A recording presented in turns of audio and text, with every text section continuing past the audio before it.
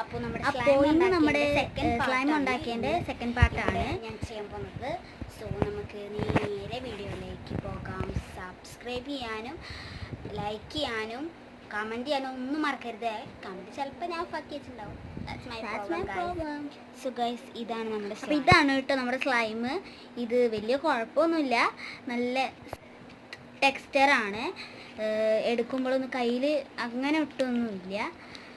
കുറച്ച് എണ്ണ ഉപയോഗിച്ചിട്ട് ചെയ്യുമ്പോൾ കുറച്ചും കൂടെ സ്മൂത്തായിട്ട് കിട്ടും കേട്ടോ. എണ്ണ കുറച്ച് കയ്യിലാക്കിയിട്ട് നമ്മൾ മാക്സിമം യൂസ് ചെയ്യാത്. നല്ല ഒരു സംഭവമാണ്. ഞാൻ ഇത്രയും വർക്കാവും വിചാരിച്ചില്ല.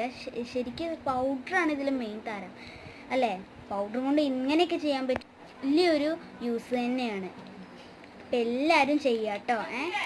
ലൈക്ക് ചെയ്യാനും സബ്സ്ക്രൈബ് ചെയ്യാനും കമൻറ്റ് ചെയ്യാനും